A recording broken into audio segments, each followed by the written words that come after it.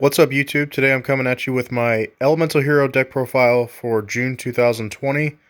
Elemental Heroes is a deck I've loved since GX came out. It's a deck I've played. I played it way back in the day, I would say like 2007, 2008, 2009. That's what I was playing was E-Heroes.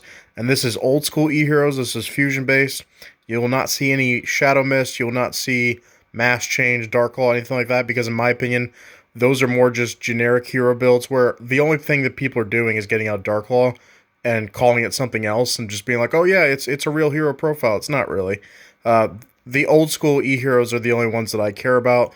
Um, the thing the deck needs after playtesting with it, the deck needs more fusion monsters of the original E-Heroes, more combinations, because there's a lot of combinations of E-Heroes that don't actually fuse together. I think I counted, I think it's like 17 or 18 different combinations that don't fuse, that should fuse. And that would give the deck a lot more support and plays. The only problem would be you can only have 15 cards in your extra deck, so that would make it a little tough, but it is what it is. Okay, so without further ado, I'll get into it. The ratio I chose for the monsters is 2 apiece, so I play 2 Avian, 2 Burstinatrix, 2 Clayman, 2 Sparkman, 2 Bubbleman, 2 Wildheart, 2 Necroshade, which his effect does come in handy, and 2 Blade Edge. And that's it for the monsters. Like I said, I think 2 is a good ratio. If you do 3, you run out of... You're not going to have the consistency if you max out on 3 of everything, because you're going to get duplicates sometimes, and they're not going to fuse together, so that's kind of a problem. Spell cards, triple E-Call, searches E-Heroes. You can play Reinforce the Army. I just didn't really feel like it was necessary. I thought 3 E-Call actually did the trick. I don't know. It's never really a problem for me. Newest edition. The reason I've been waiting to do this deck profile because I've had it kind of set for a while. 3 Fusion Deployment. Fusion Deployment's the new card that just says like reveal a monster that's specifically listed on a fusion monster, like specifically listed as a material. Special summon it from your deck, and then you can't go into your extra deck except fusion monsters the turn you activate this card, which is perfectly fine because the only thing we have in our extra deck is fusion, so it's perfect for it. And honestly, everyone should know. I mean, if you look at E-Heroes, the old school ones, Blade Edge is what we're going to get out with that, most likely. Triple Fusion Recovery. This card really helps a lot with the deck because of how E-Heroes work and how you can fuse things with other things. 3 Fusion Sage to search our polymerization. I'm not playing Fusion Recycling Plant in here. Like, I know that that's an option. I'm also not playing King of the Swamp. I kind of have a rule. Like, if it's not an E-Hero, I don't really want to play it in the main deck. So I'm just going Fusion Sage instead. It does the same thing. I mean, I don't know. King of the Swamp, you can make an argument it could be better. I just don't really care that much. Triple Ulti Miracle Fusion. Beautiful looking card.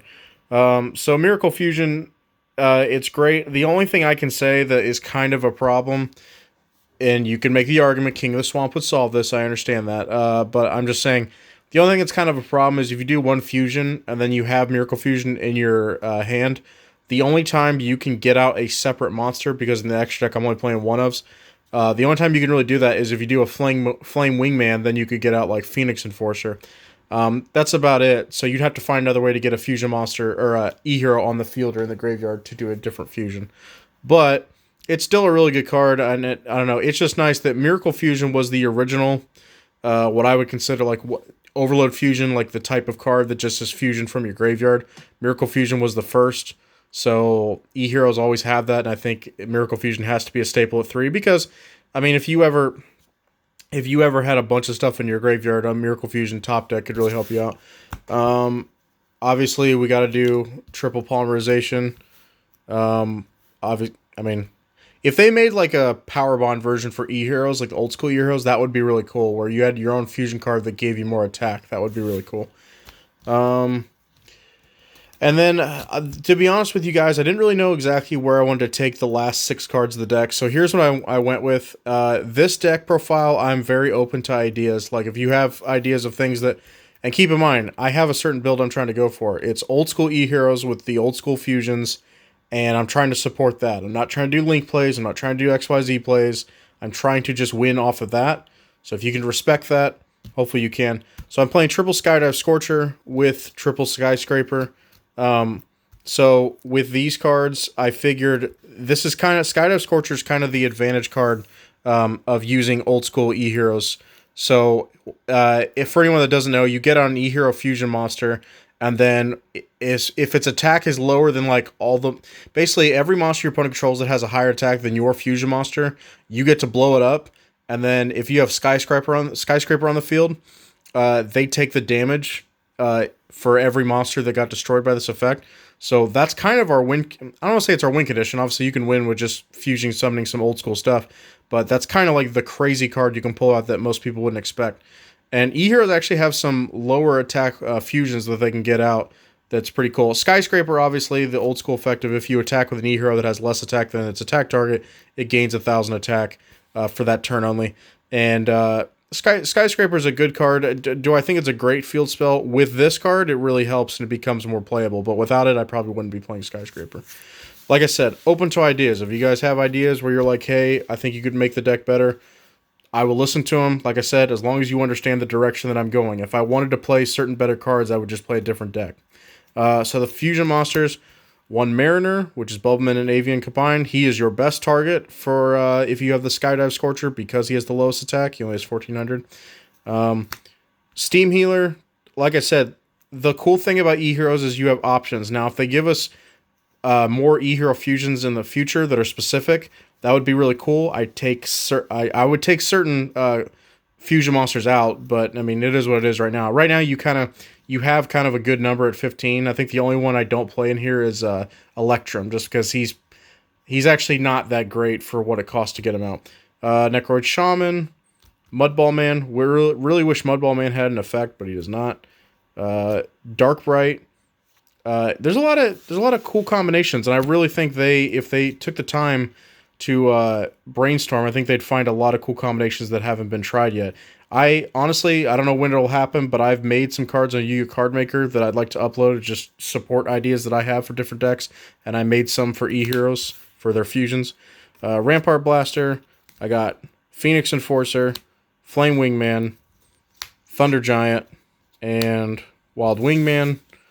And then the last 5 is Shining Phoenix Enforcer, which, I don't know, it had some smudge on the card when I ordered it, but I got a discount, so it's not a big deal. I really love his artwork. Like, I really think here's Shining Flare Wingman. Whose artwork looks cooler? I think that one looks way cooler. But that's just my opinion. He was the cover card of Enemy of Justice. He was really cool. Obviously, Shining Flare Wingman was the cover card of Elemental Energy, but as far as which effect's better, he can't be killed in battle and he gets the attack boost. This thing obviously has the Flame Wingman effect of whenever it kills something in battle, they lose life points, whatever its attack was.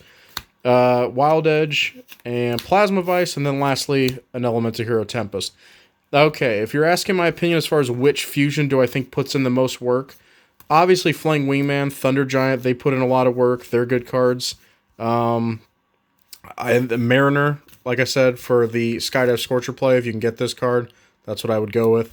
And then the other guys, I mean, Wild Edge is a good card, Plasma Vice is a good card, and then obviously these guys are kind of go-tos if you can get them out. Yeah, that's it for the deck profile. I did this under 10 minutes, but like I said, guys, open for suggestions. This deck, if I had to give an honest opinion of it, it doesn't have many plays going first. It's a go second deck, and that's kind of how I build my decks. I don't run hand traps. I don't run trap cards because I'm trying to just, when it's my turn, wombo combo and fuse and get as much cool plays as I can. Like I said, I think they need more fusions. That's the problem. But anyway, hope you guys enjoyed the video. Like and comment and subscribe. Have a good one.